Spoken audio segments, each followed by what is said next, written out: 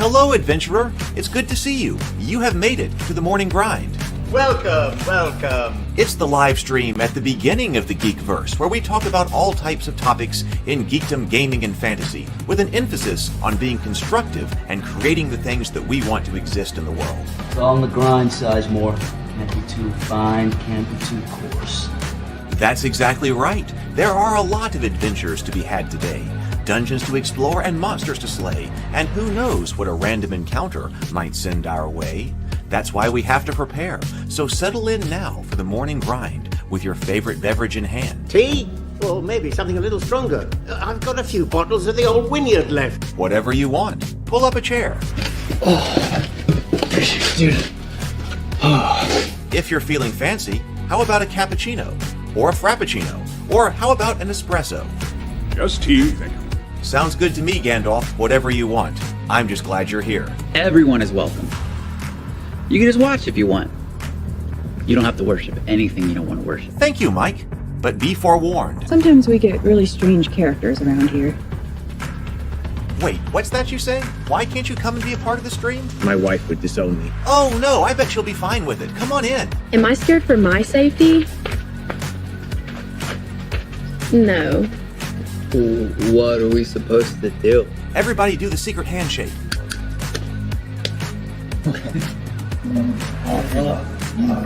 Secret cultist handshake.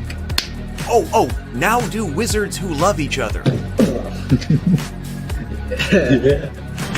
This, my friend, is a science. I still don't have gifts, but it's fine. It's all on the grind, son. Can't be too fine, can't be too coarse. Dude, this would be a sick place to bring the band. Indeed it would be, Dave. It really would. I'm seeing more people coming in. Welcome. Glad to have you here. Oh, look, here's someone new. Is this the cultist meetup? Yes it is. Come to hang out? Please accept me. I have nothing else. Okay, we accept you. Everyone's welcome here. Brought some snacks. Well, that makes things even better. You want some coffee? I don't drink coffee. You sure? It's cultist coffee. What makes it cultist coffee? I'm a cultist and I'm drinking it. Oh. Then I'll have some. What exactly is going on here? I'm seeing more people coming in. Welcome. It's so great to have you. Oh, and look, here comes another stranger. Can we help you? Yes, fellow cultists. I could really use some food. Oh yeah? Welcome. We have donuts. Oh, it's me. I'm glad I'm here. I'm sure you have a few questions for me, though. What's your name? Who do you work for? What god do you worship? Great questions, Rob. I'm Steve King, and I worship Nyarlathotep. No, not really. I'm just Heath, and I won't be worshiping anything this morning. But I will be your host. Welcome to the office. We're going to have a great time. I've got my coffee ready, because now it's time for the morning grind. If you could become a fish, that would be amazing. Then I could command you with my mental fish powers. Hey, good morning, everybody. Welcome to my office. A bit late, but here I am. Welcome, everybody else. Welcome, everybody. I hope everybody is doing well today. Let's see. Sable, hey, good morning. Good morning. Mike is here. Good morning, I see in the chat. I did put this out on the Discord server for Nimble as well. So Trey G, who is often in the comments here, recommended specifically, and actually recommended this before we went through the creator's guide, but he thought that we really needed to go through or at least, do an overview of the Nimble GM's guide. And so I kind of wanted to do that anyway. But I really wanted to get into the creator's kit, so we did that last time. So we're going to take a look at the Game Master's Guide and kind of do an overview of it today. We've really been enjoying the system, and it's generated a lot of great discussion in the comments during the streams. So I'm excited to see what is in. I have not even opened up the Game Master's Guide until I opened it up here for this stream. So I will be going through it with you as well. Oh, hey, there's Better with Bacon as well. So good morning, everybody. Let's see. So I did talk with Brianna last time. I said that Brianna had a new potential direction. Brianna so I talked with her. Was that yesterday? I guess it was. Yeah. Yeah, I guess that was yesterday. Well, this is already Wednesday, and it's October 1st. This is I feel like I'm so behind. I don't even know what happened in September. Typically, I like September, and I turned around and September was already over. So, got to pay more attention and be more conscious. So it's already October. But she and I had a meeting yesterday. So she's doing really well, and she's got a new direction. Excuse me, a new direction, but that's kind of stressing her out. But she's got a new exciting direction. We actually talked about story again for the first time in a while, and got back to that yesterday after kind of our meeting and kind of catching up and seeing what she's doing. She doesn't really want to announce everything yet. She's got to think about how to do that, and also talk to some other people. But if some of you guys are on her mailing list, I'm sure she'll do that. And I said we need to talk about it, but she's trying to come up with her way of talking about exactly what she's up to. I'm very excited about it. So I was helping her with basically turning her short film into a script. What was going to be her short film, turning it into a full feature-length script. And then I went for a walk yesterday, and I had all kinds of things turning in my mind about her story ideas, and was sending them to her. She did lose her phone, so it's been a bit. She's also been stressed about that. Had that stolen. So I'm excited though. New directions. We need energy. We need forward momentum, and it seems like she may have come up with a way to get that. So I'm very happy for her. And we will stay on top of that. Oh, you know what? Actually, Brennan, the director of photography, I found out he released a short film. Hey, I should post that in here. So Brennan, the director of photography of The Cultists. Let me see if I can find that, because I watched it yesterday. I don't know why I didn't think to put it out.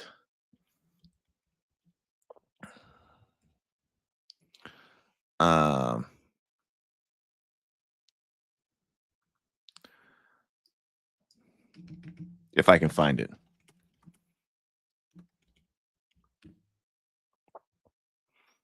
Oh, well, I can't find the link right now. But I will try to put that, if I can remember, I will put that out in the Discord server. So Brennan kind of did a surprise drop with his short film.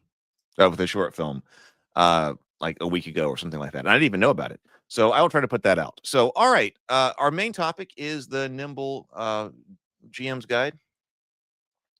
I've got Cultist coffee this morning. Oh, and you know what? I'm still trying out all the different shirts. So I am wearing Witch's Brew this morning. So we're trying out all the different shirts, wearing them, going to be, making sure they get washed and hold up and everything like that. So I'm wearing Witch's Brew this morning, but with the Cultist coffee mug. So let's do a breathe and sip, and then let's take a look at the Game Master's Guide.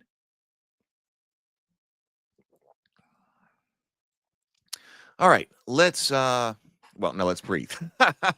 2 deep breaths, deep inhales, complete exhales, and then take a sip of your favorite beverage. Here we go. Let's breathe.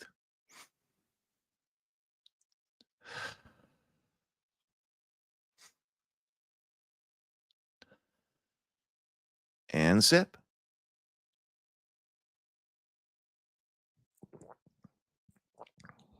There we go.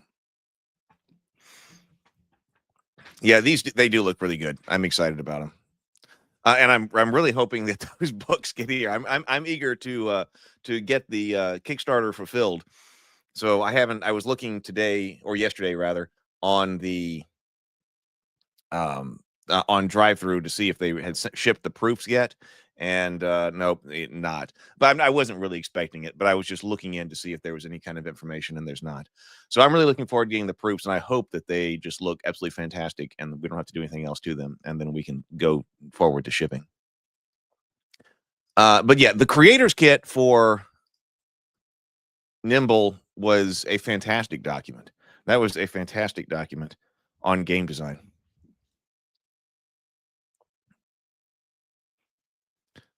Sable says, I'm looking forward to all my physical swag too. Any idea how the choice of what shirts we can order are going to be presented? Yeah, it's there now. It's there now on the Pledge Manager. So it's there on the Pledge Manager right now. So if you are not, if you haven't done that, go ahead and make your choices. There are 2 drop downs. So if you're getting a shirt, It should. Like, this is the first time I've used the actual Kickstarter pledge manager itself. So I think I got everything right in there. If something's not right, if you're not able to choose your shirt and size and all of that, let me know. But you've got two different drop downs, or should, if you've got a shirt, one that asks you what design you want, and the other one that asks you what size you want. So that's the way that it should go. So that option is available right now. Okay, so you were able to. Mike confirms that worked. Okay, so yeah, that's what should be the case. Sometimes I was very pleased that you were able to do basically the double option, because sometimes, and I wouldn't put this past Kickstarter that, that's options like, hey, you can have an option for a product. And even though, well, it's very common to need like two options, like with a shirt or something, design and size. So it sounds like that worked. And I think it did, because I've looked in, and Kickstarter is a little bit better now about breaking things down by exactly what SKU. And I think that it generated some SKUs that was like, hail the black, go to the woods with 1,000 young, medium. How many of those do you need? So it's still clunky, but it is better as far as that goes, it seems. So yes, if I get the proofs, and of course we'll look at the proofs of the book here on the Morning Grind, but if I get those and they look great, then I'm going to order all the stuff. So if you haven't filled out the pledge manager, please do it. That way I know what to order. All right, so what is in the Nimble's GM guide here? Okay, starting as a GM, advanced GM tools, adventuring rewards, monsters, bestiary. Okay, so we got the monster guide in here. Legendary monsters are these places, I guess, or mini adventures: Garden of Death, Valley of Hope, Far Hope, The Last Harbor, The Elder Wild, 5e conversion, 4 creators, more for your game. All right, well, let's see what this says. Starting as a GM, GMing isn't that hard. It's actually fairly easy and way more rewarding than being a player. The player only get one character, you get hundreds, and you get entire worlds at your command. Sound cool? Yeah, it does. A bit intimidating? Also, yes. The good news is you can start very small and build what you need as you need it. This book will walk you through the first sessions with baby steps, and by the end, you'll be at the helm of your own open sandbox adventure that follows your heroes wherever they want to go.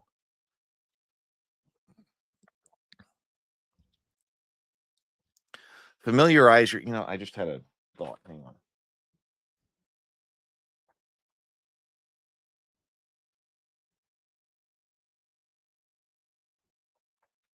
Well, I was going to write it down, but I don't know if this pen works. Hang on. Got a note.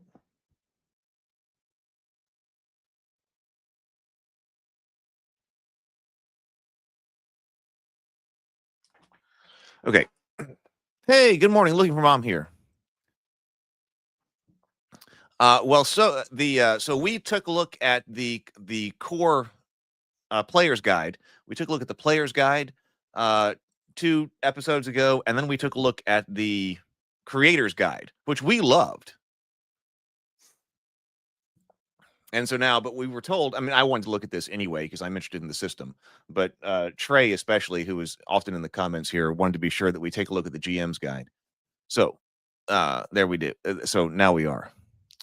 Sable says, I really love the breezy layman style that Nimble is written in. The author did a fantastic job.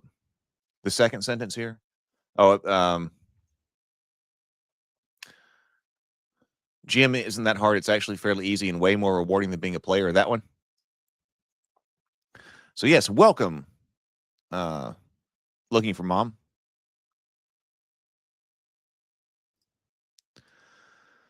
The good news is you can start very small and build what you need as you need it. This book will walk you through the first sessions with baby steps, and by the end, you'll be at the helm of your own open sandbox adventure that follows your heroes wherever they want to go. Familiarize yourself with the core rules. If you haven't read or at least skimmed the core rules yet, stop here and do that now. which we have done. Okay, so we've done that. Oh, hey, PH. Oh, I'm so glad you're here. Hold on, I got something to say to PH. Hey, I have got your PH was our winner. One of the last things I have to do is finish also shipping the prizes. I've shipped some of them. Obviously, I can't ship a prize that has the Cthulhu ABCs in it yet because I haven't got the proof of that book. But PH, I've got your box sitting right over here. That's sitting there. I know that we're going to try to get it to you out of the country. And I was actually wondering, since I was going to send you a box anywhere, try to get a box to you anyway. And I didn't otherwise have a way to get stuff out of the country or it should ship internationally. I was wondering if you wanted anything else that was on the campaign physically. I'll write to you. But like, you were so influential on the actual writing of the cultist books, here on the streams. It would be a shame if you didn't get a physical copy. So since I have a box that's going to ship out to you internationally, I was thinking, maybe other stuff needs to go in it. So I've got your box, but I was thinking we should send other stuff. So I'll write you on that. I am just waiting for the book proofs. Familiarize yourself with the core rules, like I said, which we have done. If you haven't read or at least skimmed the core rules, stop here and do that now. You don't have to be an expert. You'll get a better hang of them as you play through the adventure. Oh, and Looking for Mom says, left D&D last year and happily switched to Nimble for any heroic fantasy game I want to run.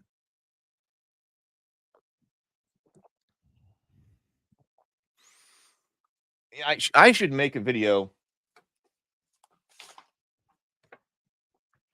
After we've been through this, like this is like episode 557 or 58. I may have gotten this wrong, the numbering wrong, but something like that. Of all the ones we've looked at, like what are our top 5?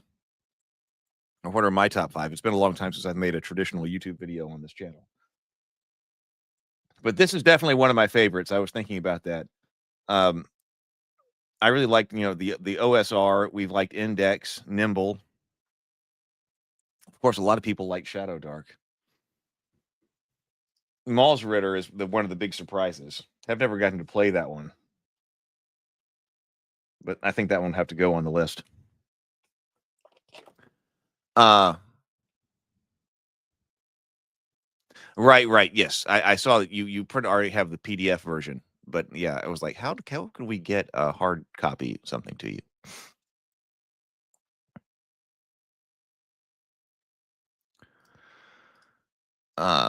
Sable says, honestly, by this point, there are so many forks of the core D&D that you can find a flavor of D&D fantasy game of any kind you want to run. That will be way easier to run. I put out, just for the heck of it, on the D&D subreddit about the new edition or half edition or whatever it is of 5th edition. And I didn't really come up with anybody who was defending it. I just put out there, sell me on this, because I haven't really, I haven't looked at it. Like, what is it, the people who are playing the 5th 5.5, why and what's so great about it? And I just nobody really came up with any kind of major defense or really anything inspirational about why to play it. Okay, we got to go in here. Get some friends together. A typical group is 3 to 5 players, though fewer or maybe more is certainly possible as well. If your players are new to tabletop RPGs, use the pre-made characters, print out your character sheets for everyone, and start the included adventure, the Let's Play, on page 62. I'm a big fan of pre-made characters, as you know, especially to get started playing like this. They'll probably have some questions. Don't worry, just start playing. If they're experienced with other tabletop RPG systems already, they can make custom characters using the core books and Heroes book.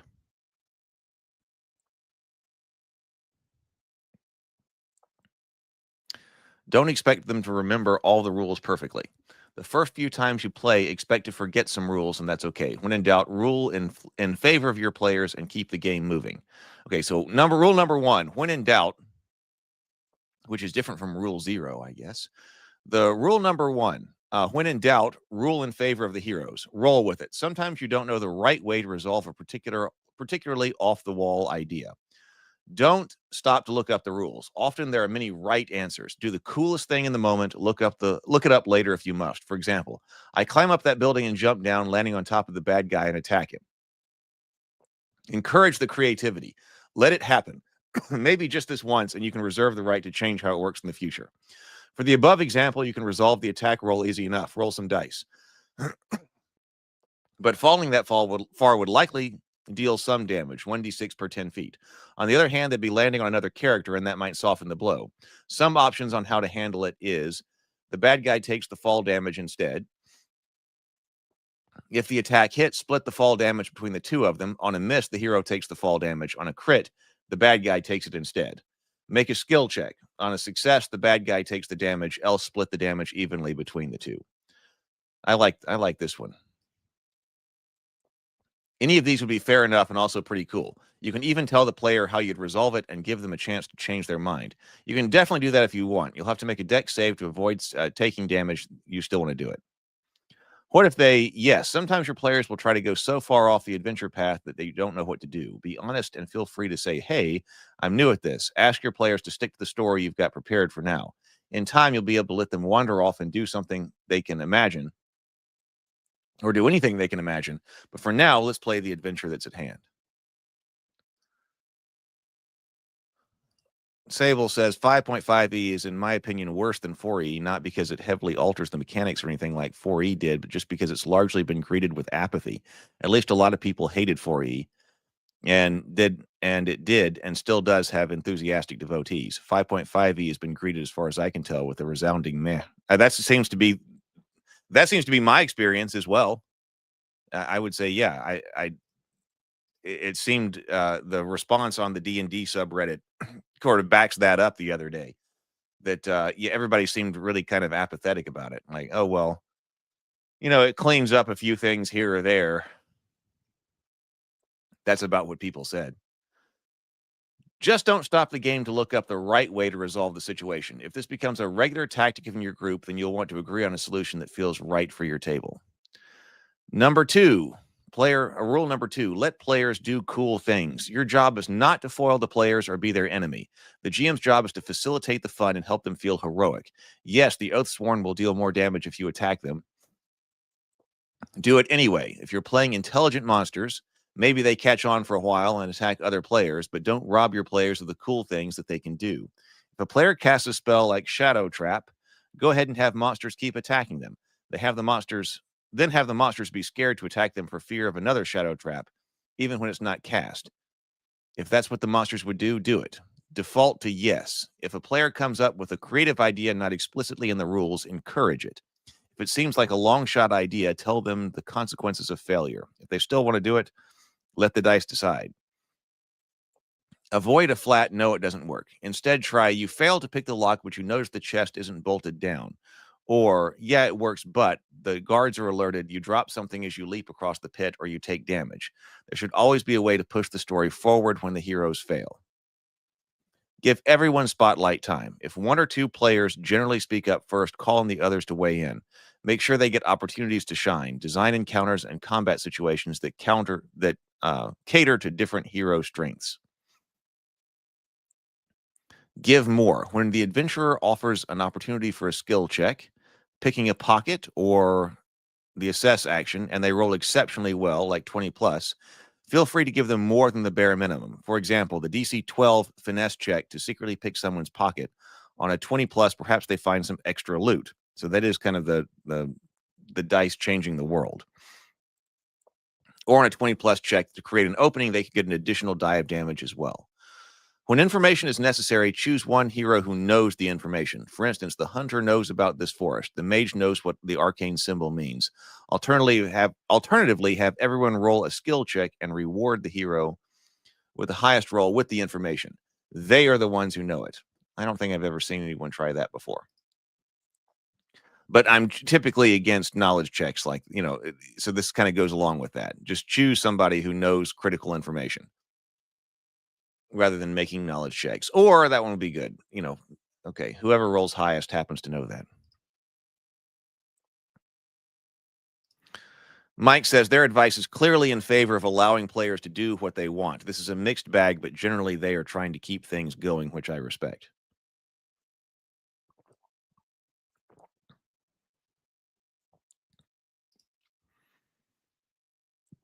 Rule number 3. Be honest and trustworthy. Roll in the open.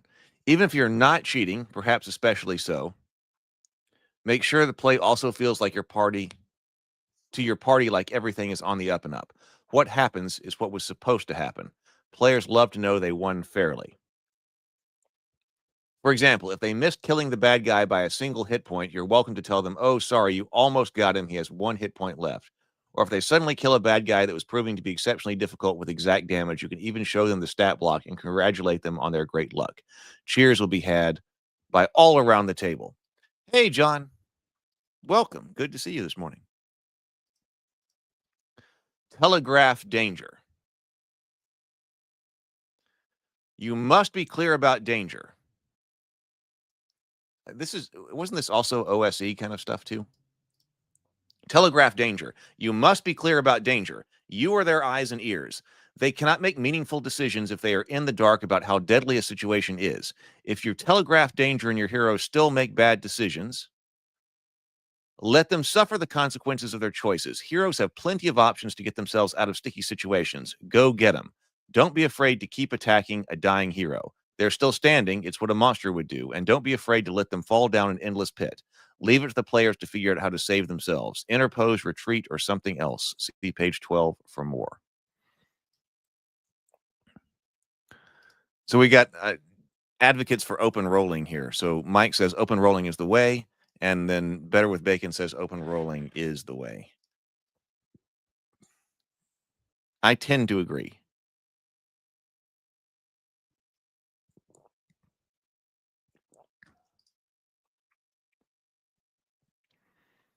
But you know, I tend to agree, but I also have difference of opinions on the level of randomness that should be included in the game. Hey, Evan, welcome. We have Evan here. Welcome. Great to see you this morning. Thank you very much for being here. Oh, and again, we should say it's Evan who sent over this the PDF to me.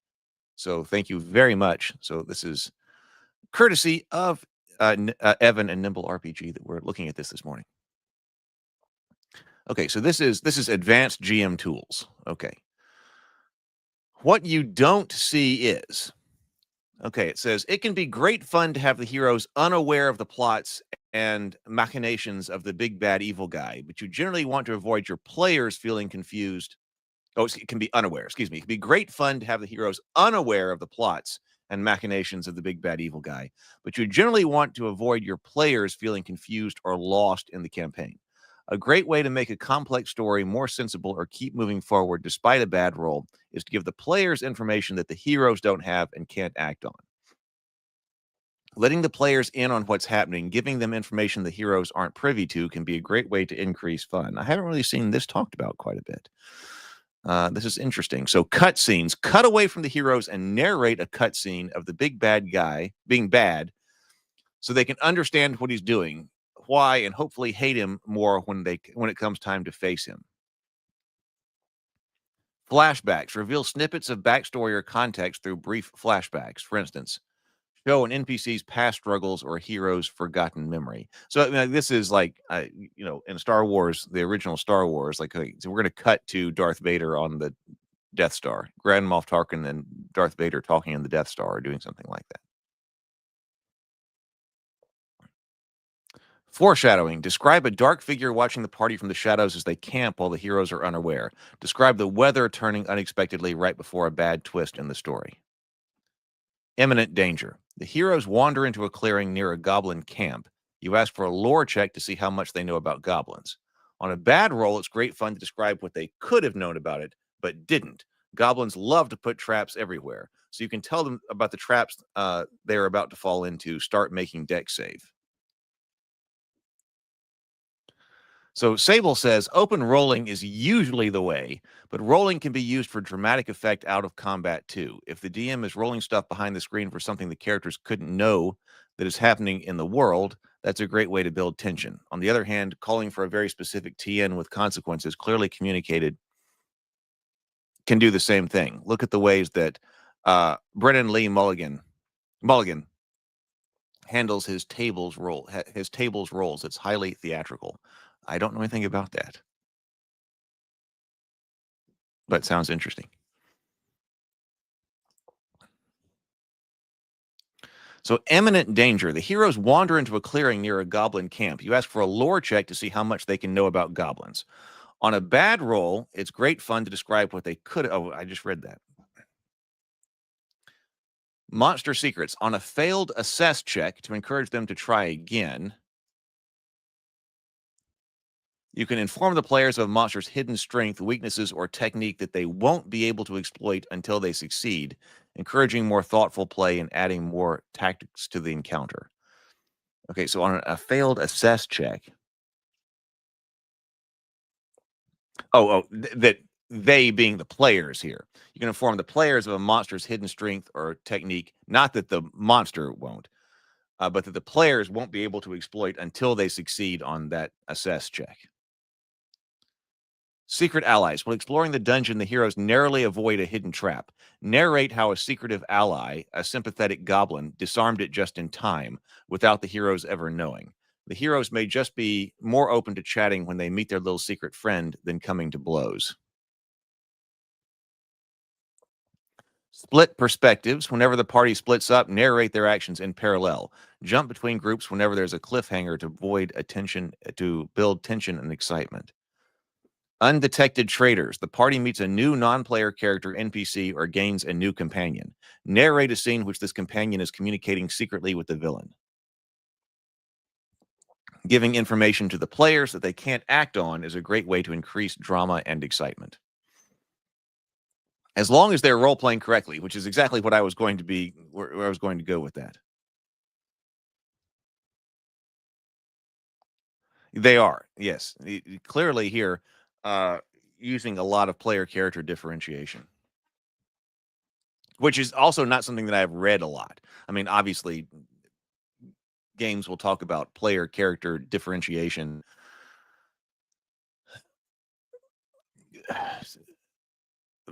because of the Satanic Panic or the 1980s or something like that. Like, obviously, the character is not the player. And then from the rulebook perspective, like who rolls the dice? Okay, the player rolls the dice. When I try to write like that too. Okay, the player is rolling dice. The character is performing actions or whatever. The player is choosing the actions, that kind of differentiation. I don't know if we read a whole lot that actually talks specifically about using player character differentiation like this. I mean, it's a good distinction to make, yes, but I don't know that, have we read anything quite like this that recommends using that differentiation in this way? I don't think that we have. I mean, in fact, this might be the first time that I've read something that's specifically talking about, hey, okay, we're going to give the players information that the characters don't have, but intending them not to act on it. Yeah, Mike says, I think so as well. Yeah, I have not. I think that's right. Now, which that would be different from your 4D role playing, right? Better with Bacon. So that would not be something that you would do in the 4D, right?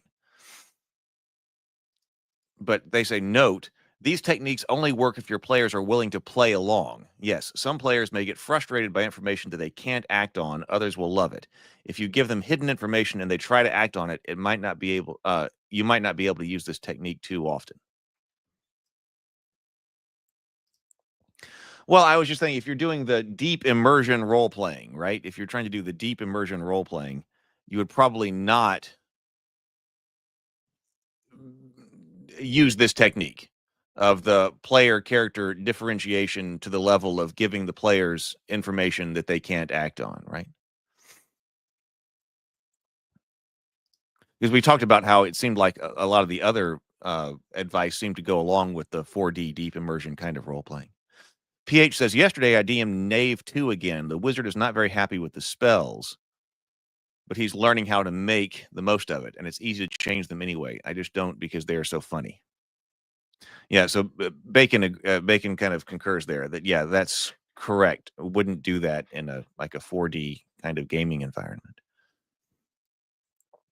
PH says, for example, they were in a dungeon and started listening to trumpets. That led them to a halo of light and royal symbols with a loud trumpet sound coming from the same area.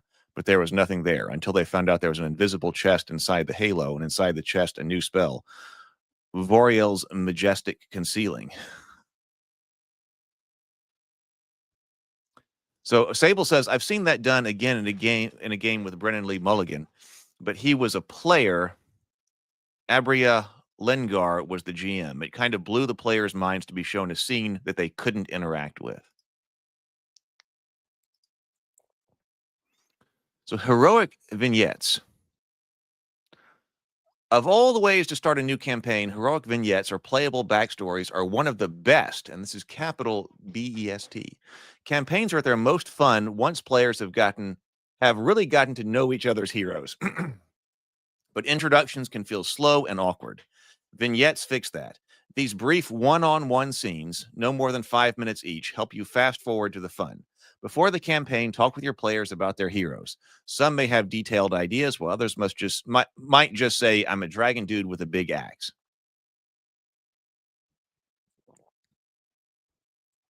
Either is great. Work with them to shape a vignette if they have ideas, or surprise them if they don't.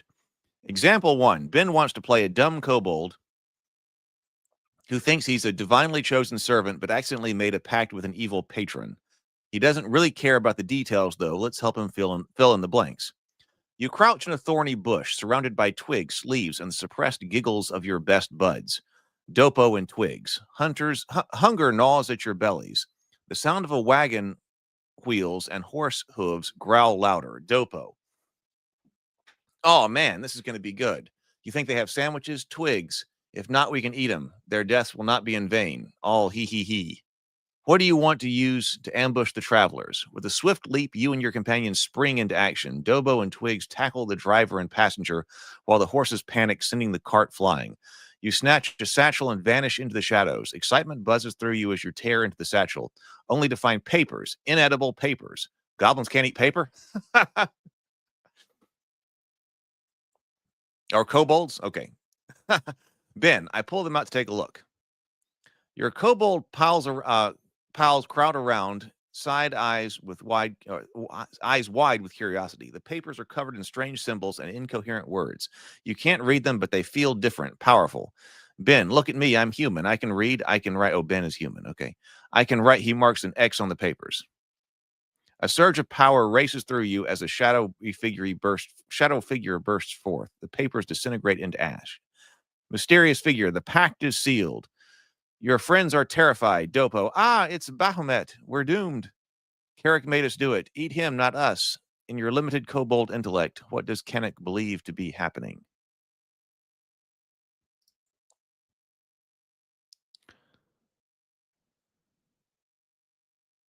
So note that Ben is in on, Ben says, Baphomet has chosen me to be his servant. I have the powers now.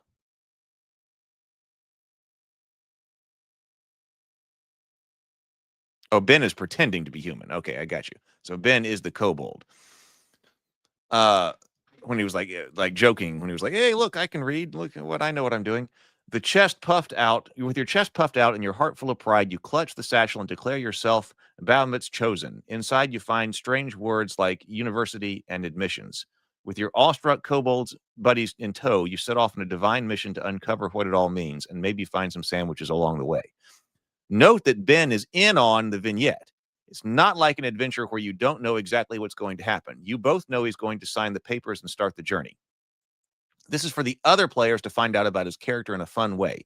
In a vignette, we also introduce fun NPCs that only he knows. His kobold buddies can be called upon to help with the quest and investigate surrounding what happened to the people they attacked might start brewing. Great quest hooks for later. Simply allow your players to say what they do and call for skill checks. The sooner you can get to rolling dice, the better. If you do call for skill checks, make sure they have narrative consequences. If he rolls low or high, tweak the narrative to accommodate, but either way, he still jumps out of the bushes, attacks the wagon, and signs the papers. We've got a second example here. We got 3 examples here.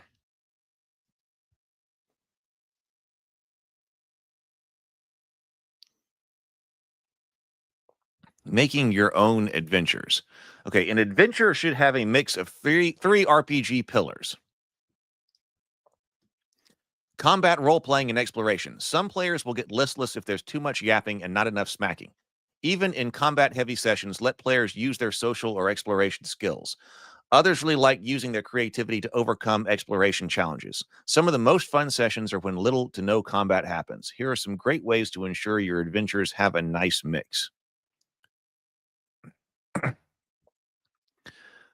Sable says player vignettes are part of the core mechanics in Monty Cook's Invisible Sun game. You're actually expected to do one-on-one sessions with players outside of regularly scheduled group sessions. Problems, not solutions. Create problems or situations for your players to creatively solve. Don't worry yourself with planning a solution through. It's guaranteed that your players will come up with ideas you never considered. Encourage them to be creative and allow anything that sounds reasonable. They may have to roll a save or a skill check. There might be consequences, or a harebrained idea might be so good that it works. Think about the heroes. Do they have any personal quests, backstory questions they want to resolve, favorite NPCs? Make sure you keep that in mind as you prep, so you can include moments for these elements. Bad guys to fight. Roughly 1 to 2 combat encounters per hour of play is typical. Having some, and remember, we said that it said previously that the combat encounters are only supposed to go on like for an average of 3 to 4 rounds. Having some fun fights is a great way to let the heroes do their cool things. But make sure the bad guys aren't merely standing around waiting for heroes to come and slay them. What are the baddies doing when the heroes come? Arguing, sleeping, arm wrestling, cooking, hiding, fighting, something else, digging, planning, partying, building a trap? No combat sessions can vary. Some might feature no combat, while others are action-packed. If you and your players are having fun, don't worry.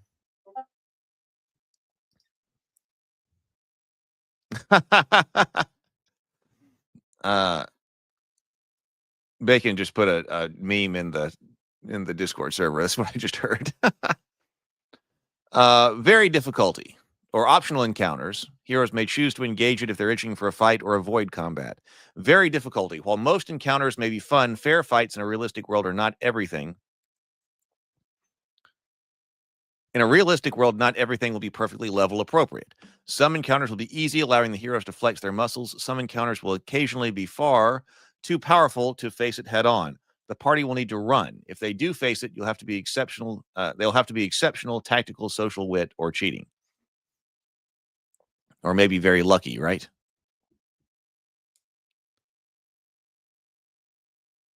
So Sable, okay, Better with Bacon says, that's excellent advice. As a GM, you don't want peace. You want problems always. So this is going back to being clear about danger. You can only do this if you are clear about the danger, though. You shouldn't spring a deadly total party kill encounter on your players where they're expecting an easy one. Warn your players when something is actually dangerous. Remember, you are their eyes and ears. If they get in over their head because of their own foolish choices, despite your warnings, that's okay. If that happens and it's your fault, they won't be having much fun. Either way, allow them to retreat with consequences as appropriate. Nimble classes play best when working together. Set up challenges where players need to cooperate and use their unique abilities together. Your players can explore boring places at home all day long. We play RPGs to explore interesting places. A tomb is boring. An ancient tomb is better. The profane tomb of the world gorger is better still. The places you present can include secret entrances, spots us to hide and seek around in, places to gain the high ground and set up traps for the bad guys, cool loot, and importantly, they should include weird things unique to this area. Crystals that produce anti-light, mind-controlling fungus, walls made of hands, paintings with eyes that follow, a room with no sound. That's kind of like the dungeon as underworld kind of idea. Traveling events. Sometimes simply narrating you get to the adventure site is fine, but usually an adventure will be more engaging if you set the stage by including a few interesting encounters that happen along the way. How is this place the heroes are headed to different from all other places? Let's go down here to adventure locations. It says this is the meat of the adventure, typically a 6 to 10 room dungeon, though not literally, necessarily. I think it talked about that in the creator's guide.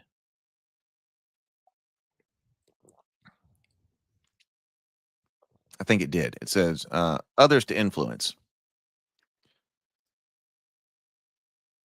Rules to live by as an RPG player, especially with OSR-style games, Sable says. Never fight fair. Stack the deck. Do everything you can to cheat before the fight even starts. Fair fights kill the characters. Cheating in the universe, yes. Others to influence. Social interactions can be a wonderful highlight of any RPG session. Fun NPCs to roleplay with, dumb bad guys to bamboozle, a quirky granny to charm, cuddly animals to befriend, jerks to offend, troops or citizens to rally, people to make into their rivals or allies, or merchants to trade and bargain with. The best traps and challenges are relatively obvious rather than well hidden. Spotting a trap isn't the fun part. Creatively overcoming one or failing to is usually where the fun is. For example, traps that are already triggered for foreshadowing or used as a decoy, traps that halt movement, a closed portcullis, a caved-in hallway, or a net, traps that divide the party temporarily or for an extended period of time, traps that create themselves or existing ones that heroes create themselves or existing ones that can turn on the enemies, traps that make noise and alert nearby bad guys, traps that apply a condition to embarrass, such as polymorphing someone, or traps that simply deal damage. A note on trap damage: too much or too little damage can be unfun. It's unheroic to lose a character into an extremely deadly trap, while minor damage is merely a bookkeeping annoyance. Aim for damaging trap that do just about as much as a single monster attack.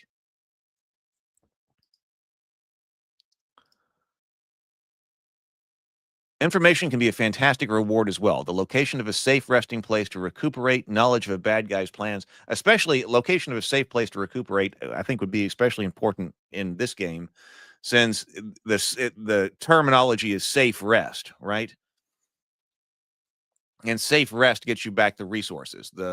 I forget what the rest is that's not the safe rest, but the field rest just gets you back the certain hit points. But in order to really recover all of your other player resources, you need a safe rest. So if you are out in the field, then a map that indicates a safe resting place would be especially valuable, especially if you've got to continue on. Knowledge of the bad guy's plans, secret passageways, answers to a mystery from the hero's backstory, a monster weakness, history of the religion, etc. It need not be immediately actionable either, it says. So, foreshadowing information, clues about them, about the theme or direction of the adventure, large claw marks hinting at big beasts, bodies drained of blood. What really happened, they can learn as they go through the adventure. It says dilemmas, situations where if the party makes one choice, they can't make another, are a great way to emphasize the stakes of the story. Save this person or save that person. The choice is you. A treasure lodged deep within a monster. If you take it, the creature will wake. Follow the fun. Let's see about gating information, because we've talked about that a bit too. Make sure critical information is not gated behind a skill check. The story must be able to continue even if the party rolls poorly. When something is critical to the story, the party succeeds. If you do call for a roll, it should be to determine other surrounding consequences. If they roll well, the party succeeds quickly, or they gain surprise on the bad guys. Poorly, it takes them longer, or the bad guys surprise them.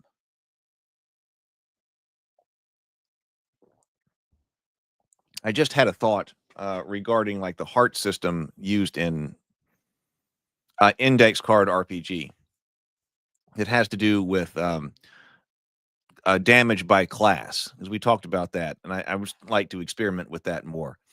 If you've got damage by class that's kind of automatic, I wonder, in index card RPG, okay, different tasks like picking a lock can have a heart, which basically gives it hit points.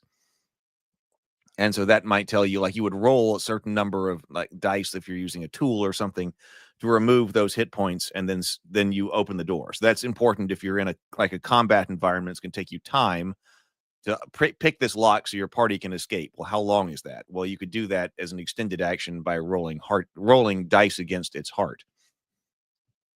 If you were doing damage by class, I wonder if there are other types of actions that you take that the character classes could have dice for that's not dealing damage. There might be too many of those kinds of things, but could you have a small number of it's not exactly damage types, but it's whatever generalized term that is. So overcome mechanical obstacle, rather than rolling a d10 for that, or d20 for that, excuse me, rather than rolling a d20 for that and trying to decide whether you got over or under it, your disable mechanical device or whatever that is a certain number of, is like a d8 plus 3 or something. I wonder if there's some way to do that. Maybe I didn't make sense, but I don't know. I just, for some reason, that sprang into my mind was talking about the time it takes to do something. Blades in the Dark does the same thing with clocks. Yeah, the Blades in the Dark have the clock mechanic. So we use a clock to say how long is it going to take to get through the door or something. Smash things, lock picking, pretty much any skill would work. Yeah. Maybe you do it by skill. If you have a small number of skills, I'll have to think more about it. But if you had a small number of skills anyway, like 10 to 12, which is what like Nimble uses here, instead of a massive list, you might be able to assign a die like that to skills. Compelling treasure. Yes, a great adventure has treasure. It's a big motivation for the players. Prepare 2 to 4 treasures the players can find per session. Not all will be given or found, but it's best if they're not typically powerful magic items. Here are some better examples. Creative items. The best treasure often doesn't have an obvious use, but can be used creatively by the players or the GM as adventure fuel. Your players will have a great time using these to solve puzzles or get out of trouble in unexpected ways. For example, a key that opens any red door, a glass sphere that can change the weather, slippers that grant invisibility but only on the holidays, a vial of liquid that can dissolve any metal or stone, a cauldron that brews clouds, rocks that can scream, single or limited use items, healing potions, magic items, wands, elixirs that grant temporary boons, etc.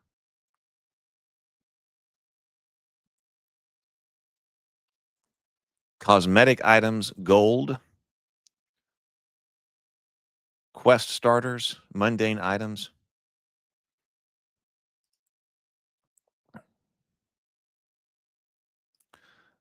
So Sable says you can also do something like a skill challenge. Matt Corville and Dungeon Coach both have videos about skill challenges. I might look that up. Skill challenge.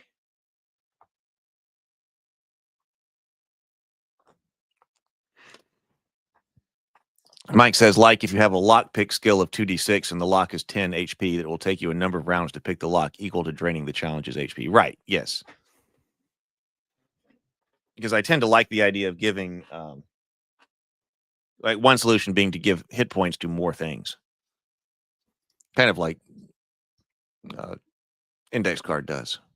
Well, here's skill challenge. Is that the word we were just looking for?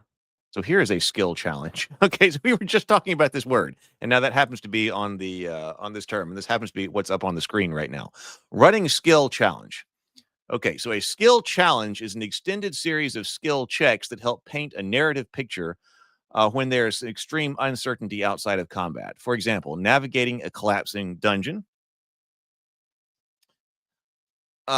chasing someone through an urban environment, sailing through a dangerous storm, negotiating a peace treaty, playing a team competition. Present a series of obstacles that have the heroes use their skills and abilities to tackle each one. A failed check can impose minor consequences such as HP loss, a wound, a condition, or a loss of an item. Multiple failures might escalate to a severe consequence such as failing the quest, losing a key ally, or even resulting in character death.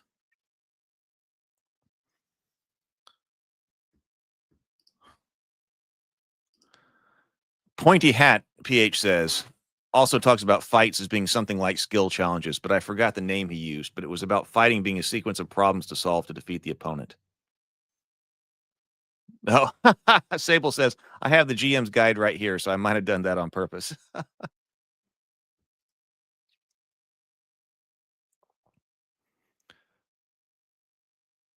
So present a series of obstacles. Okay, yes, this is what we're talking about right here. Present a series of obstacles that have the heroes use their skills and abilities to tackle each one.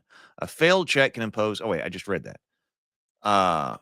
Vary the skills. Encourage players to use a range of skills beyond the obvious ones. For example, instead of just using athletics in a chase scene, allow insight to predict the target's movement or perception to spot shortcuts.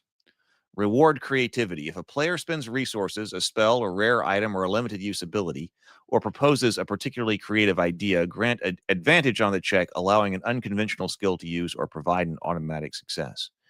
Engage the whole party. Make sure to present a variety of challenges so that all heroes have a chance to contribute. Balance physical, social, and mental tasks. Keep up the tension. Describe the stakes and outcomes clearly, even after each roll to maintain suspense. Use vivid descriptions to illustrate the urgency of the situation. For an example of what a skill check might look like, see Skill Challenge Escape on page 71.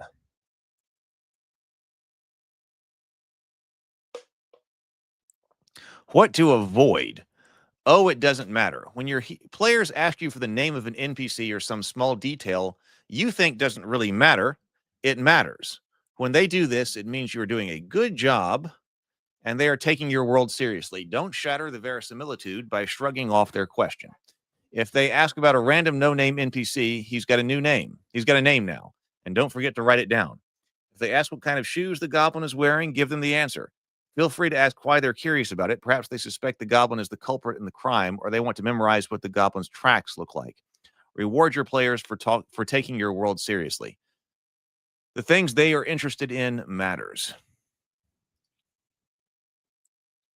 Don't punish curiosity, bravery, or creativity. Make sure the first few things new players interact with are positive. If the first two doors they come across in a dungeon are trapped, they may stop opening doors entirely. If they save an NPC from danger only to be stabbed in the back, be prepared for them to never trust your NPCs or worse, you.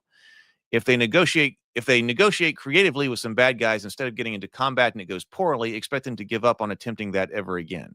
Even if the bad guys are really bad, give the party some fun in returning for players thoughtfully and take something in return for playing thoughtfully and taking your world seriously. Don't let your players behind the screen. It says avoid the temptation to reveal the last hour was completely improvised.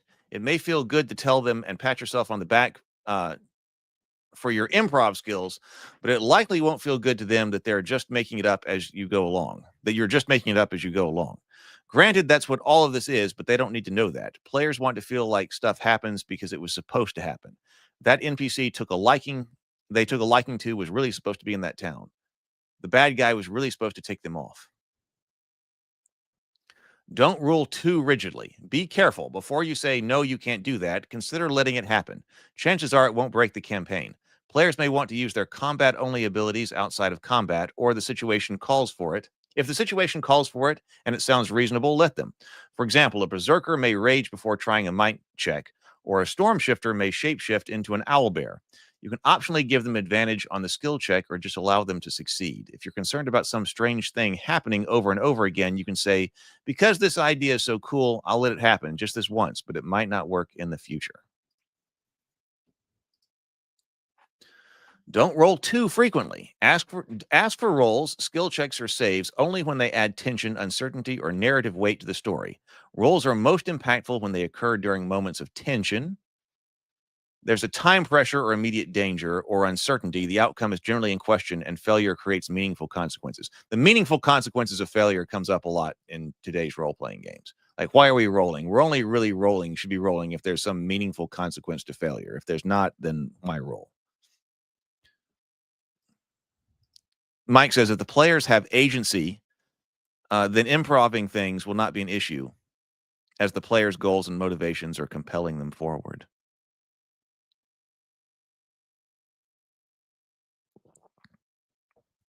The fewer rolls there are, the more meaningful each one becomes. If a task is straightforward with no risk or stakes, let it succeed and keep the game flowing. When not to ask for a roll, trivial tasks. When a task is easy and has no meaningful consequence of failure, don't roll. Repetitive tasks. If the task can be attempted repeatedly without penalty until it succeeds, or story critical moments when failure would halt the story or create an unacceptable outcome. I agree. Those 3 good times not to roll. Rather than some preset series of plots.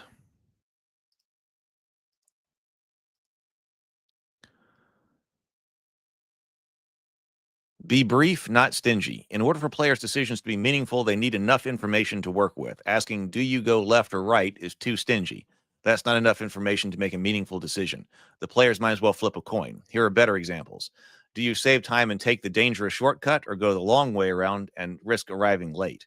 Or, yeah, this is what, to the left, an awful smell. To the right, you can hear the sound of thousands of tiny footsteps. What do you do? That, yeah, I was like, what's the right like and what's the left like? That's a meaningful character.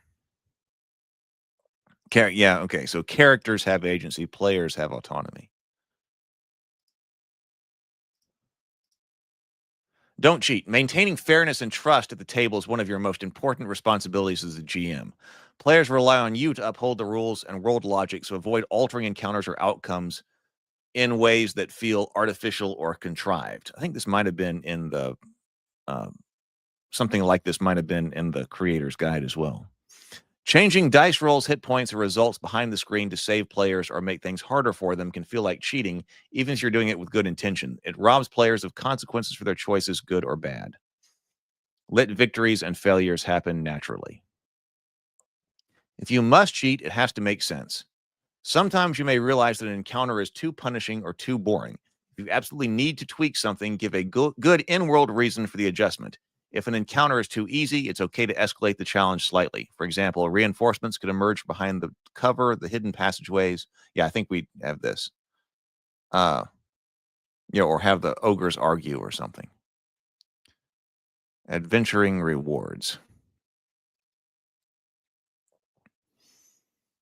So these are magic items.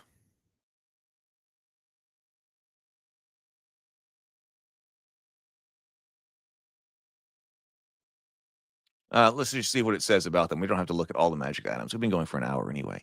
Let's see. Creating interesting adventuring rewards can be challenging. Magical items that only provide a flat stat or damage boost are good fun in the fleeting moment a hero receives them. But these bonuses are quickly forgotten, rolled into the base math of the game. It just inflates the numbers and forces you to rebalance encounters around them. These generally don't make for meaningful moments, nor do they provide the character with any interesting choices. The most memorable and interesting magic items are a bit strange, have some trade-off, are temporary, require creativity, or provide another opportunity for the players to create memorable moments. A note on rewards. Some players might prefer straightforward rewards, while others enjoy complex options. Tailor your rewards to your table. If they enjoy variety and complex strategy, consider handing out intricate magic items, boons, utility spells, wands, etc. more often. However, rewards don't need to be powerful or complicated to feel magical.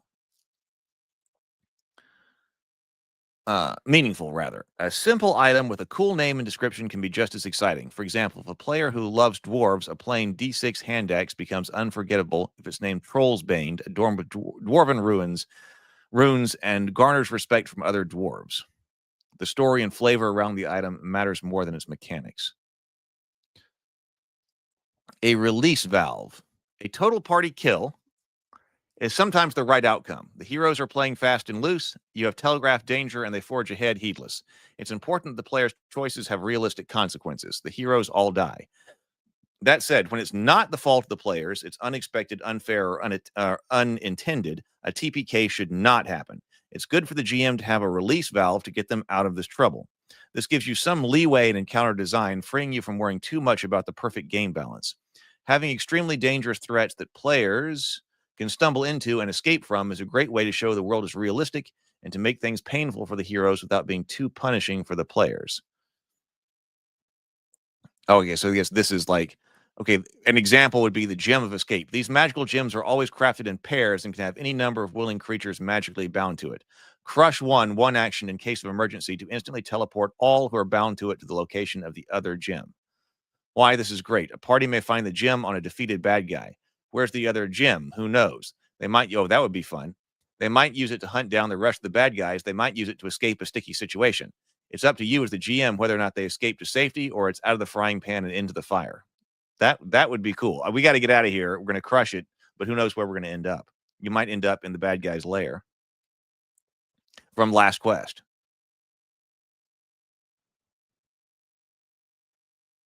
Story items. So what does it say about story? Sometimes the GM, you need to reach into the world and give the party information to lead the party in a particularly dramatic direction. But direct advice from the GM can come across as railroading, especially unasked for advice. These items give the players an in-world way to have access to information they need, but perhaps shouldn't have. They can decide if and when they ask for it, how to interpret it, where to follow, or even trust this in-world source or not. So like the Grimoire of Truths. This sentient magic book possesses an extensive knowledge of the world, past events, people's motivations, and even possible future outcomes. It eagerly converses with its owner, presenting itself as a helpful companion.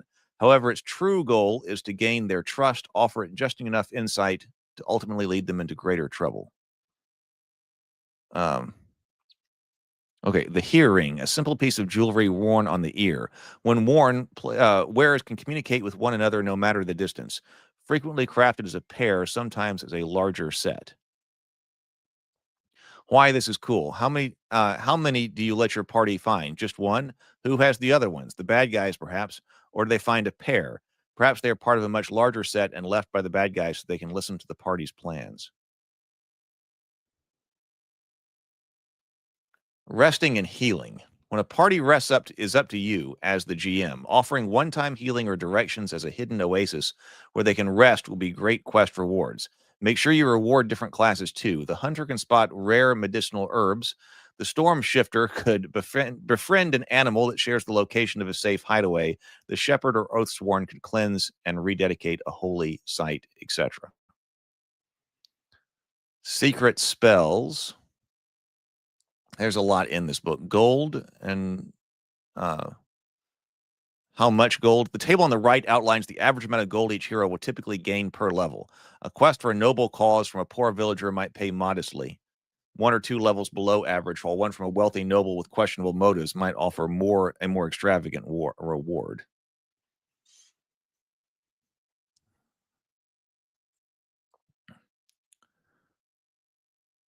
I do remember something about boons here. Oh, Looking for Mom says, let me know if you want to collab. Okay, thank you. Could run a one-shot for you and your channel. That might be fun. Thank you.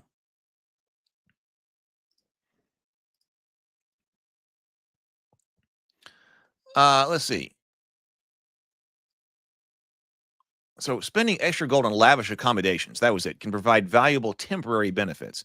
These perks might include quicker recovery, valuable contacts, additional resources, or opportunities. Minor boon up to epic boon.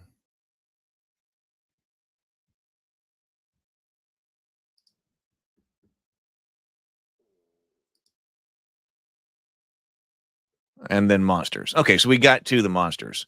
So I don't think we need to look through all the monsters. Okay, it's right here. So the heart means the creature's hit points. The shield means the creature's armor, either medium or heavy, and then the creature's speed.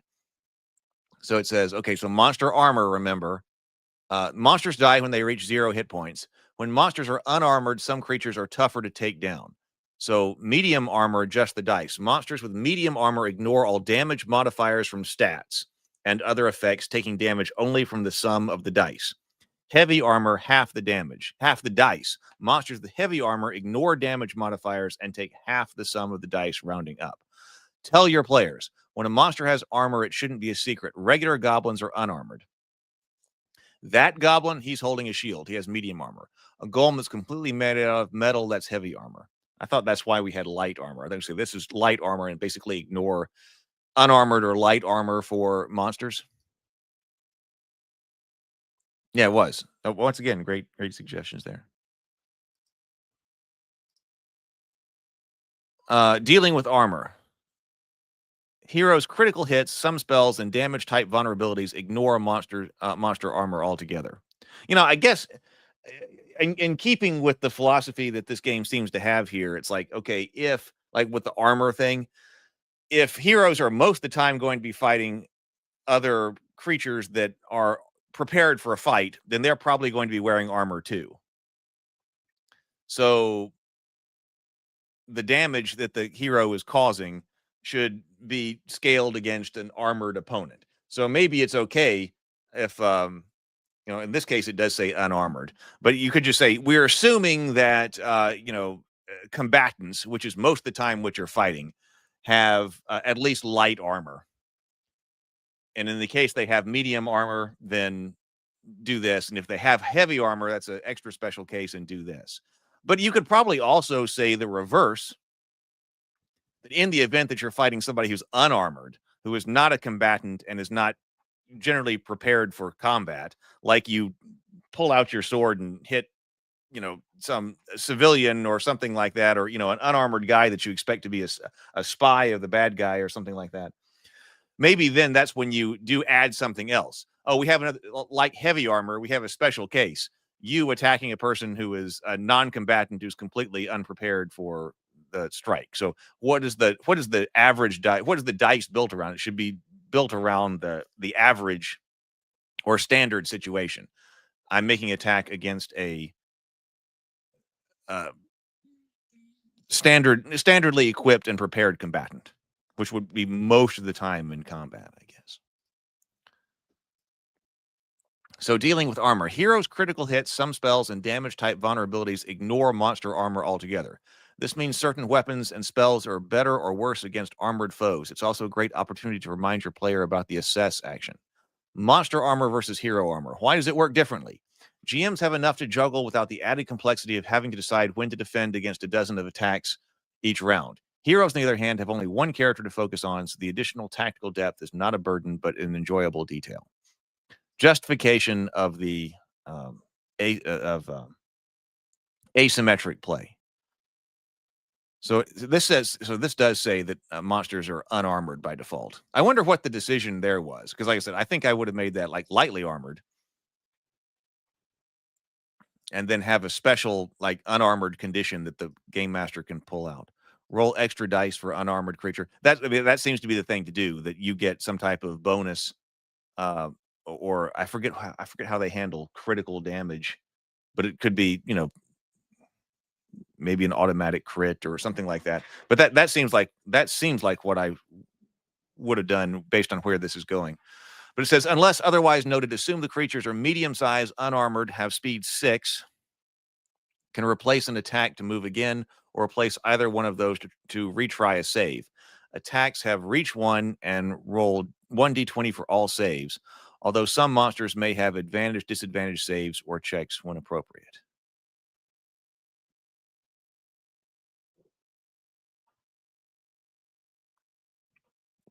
So, for instance, a goblin is level 1/3, is small, has 15 hit points.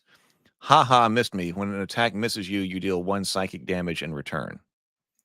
Stabs for 1d6 plus 2 or shoot for range 8. The stat block for Goblin serves as an example. No speed, armor, or saves are listed, so we use the default. If he ever takes a total of 15 or more damage, he'll die. This level 1/3 Goblin means 3 Goblins are about as strong as 1 level 1 hero. On the Goblin's turn, the GM can move him up to 6 spaces and shoot and stab or shoot in either order. When an attack misses, his special ability triggers. Flunkies are like regular monsters, but with one key difference: they can't crit. This makes them ideal opponents for new low-level heroes, offering a challenge without overwhelming them. Minions are low-threat monsters that are easy to kill individually, but dangerous in numbers. They add dynamic movement and excitement to battles without bogging down gameplay. No HP to track. Any damage kills a minion. Easy attacks. The minion attacks with a single damage die, cannot crit, and misses on a roll of 1. Simplified defense. When multiple minions attack a single target, their damage is combined and counts as a single attack, so heroes can defend or interpose against all of them at once. And it says act together.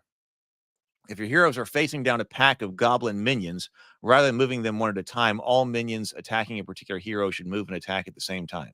For example, 5 minions move next to Grudge and attack him. Roll and add up to 5d6, ignoring any ones, fast and easy.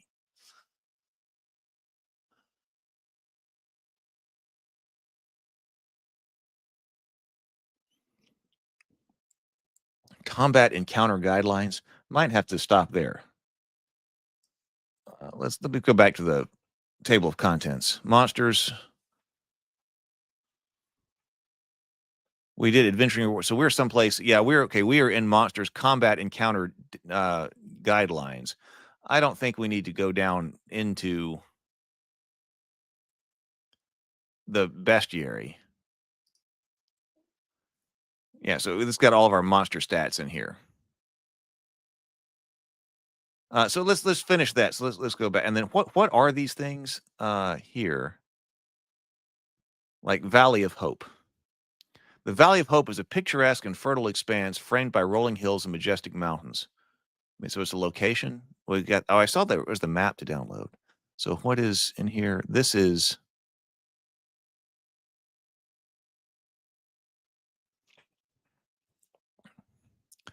Show them the map and ask them where they would like to go next. Each region. This is, I think, so. This is the sample adventure. It said there was a sample adventure to get started with the pre-made heroes.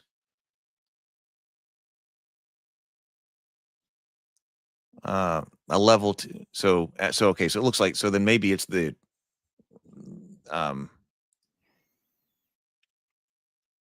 oh, I'm forgetting the word that connects with the map.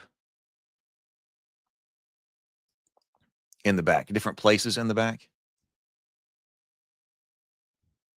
which I don't think we need to go over. What is index of inspiration? Oh, different things to listen to. Okay. Like YouTube podcasts and things. For creators, more for your game. Well, okay, let's finish. Let's finish this then by looking at the combat encounter guidelines, and then we will move on. So monster encounters. Making encounters as nimble as easy. Simply add up the total levels of the heroes. If you have 3 level 2 heroes, that's 6. Monsters with a total level equal to that will be a hard but fair fight. Less than that, medium or easy.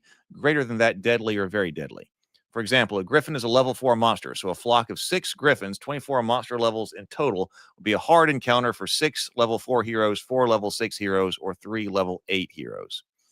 Typical encounters should have 1 to 4 monsters per hero, excluding minions. For an epic fight against a single bad guy, use a legendary monster, and if you want hordes of monsters, use minions. Important note, if heroes or monsters greatly outnumber one or the other, the encounter may be easier or harder than anticipated. 1 to 4 monsters per hero is a sweet spot for most encounters. Encounters per rest. Typically, a session includes 2 to 5 combat encounters, but this is flexible. If your players are enjoying the game without combat, don't force it, especially if they're cleverly avoided or doesn't fit the story. If the story calls for more than 5 combat encounters, go ahead. Okay, if the monster's total level is less than half of the heroes, it's an easy encounter.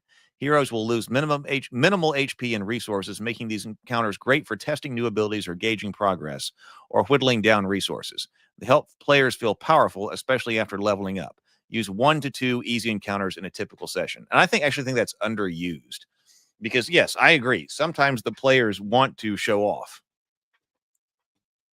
And comparatively easy encounters are a good way to do that. When a monster's levels are around 75% of the heroes, expect some HP lost and moderate resource expenditure. Heroes will get hurt, but they shouldn't drop to 0 HP. Use 1 to 2 medium encounters in a typical session. When a monster's level encounter equals the heroes, this will be challenging but fair. Heroes must use significant resources. Some may drop to 0 HP, but none should die, barring poor tactics or bad luck. Use 1 hard encounter in a typical session. Deadly. If you are at 100 to 150% of the heroes' levels, this requires strategic thinking and teamwork. Suitable for tough battles, well-equipped parties, or campaign bosses. Use sparingly. 150% is extremely dangerous. Unless they are extremely well optimized or are multi-classing and play exquisitely, they will certainly need to retreat or die.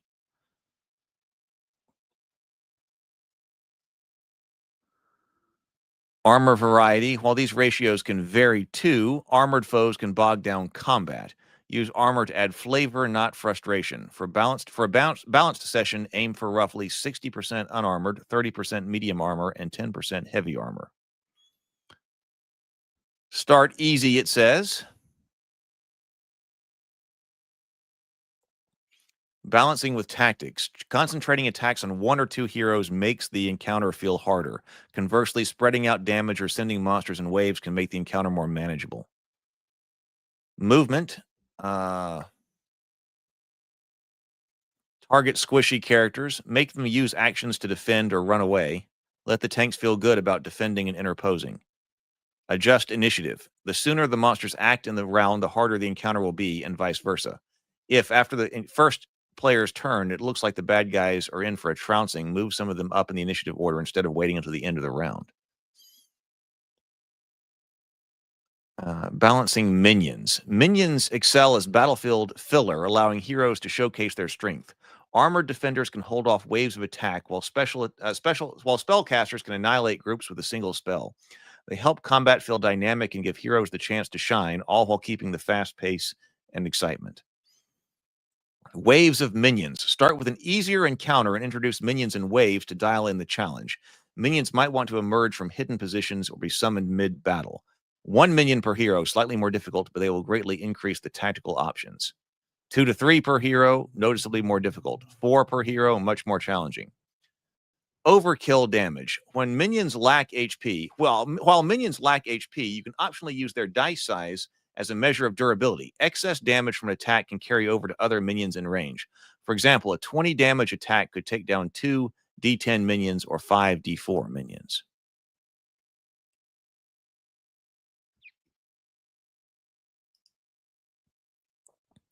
Unique encounters.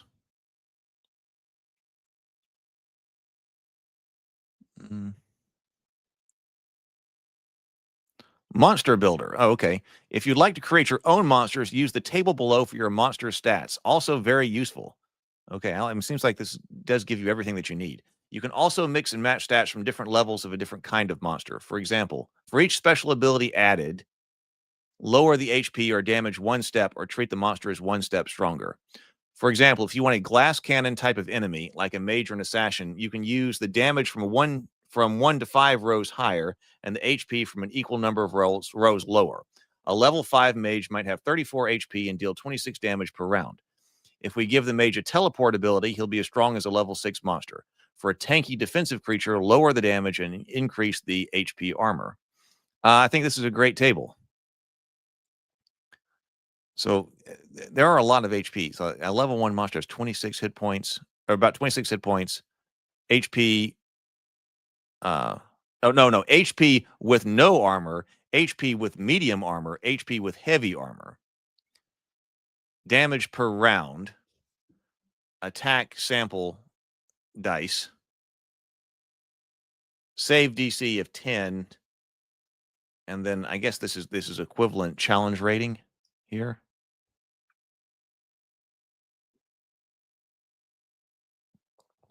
What die size to use? Default to D8 for custom monsters. It offers a balancing chance of hitting, missing, or critting. Any die size is fine as long as overall damage around stays consistent. Here are some thematic guidelines. Use D4 for undead, slow but with big bonus damage. D6 goblins, small, chaotic, likely to miss or crit. D8 humans, balanced with reliable attacks. D10 are beasts, stronger than humans. Giants, D12, superhumanly strong and accurate. And D20, the mightiest creatures that cause massive damage.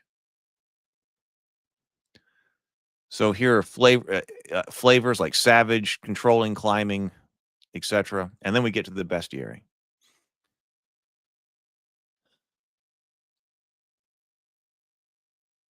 Okay. All right. Well, that is our overview. Okay. I'm glad we went in for that. All right. So that's one thing we've got to do here with Nimble. Another stream is to actually look at the physical books. We've got the physical books here to open up and take a look at. So we can also see what else we missed. So those are here. And then I do have some Dragonbane and Alien. And then hopefully also the books from the Kickstarter will be showing up. So we'll have to take a look at those too. All right. I am out of here. I've got things to do. I'm sure you do as well. So go forth, be creative, and be constructive. I will see everybody later.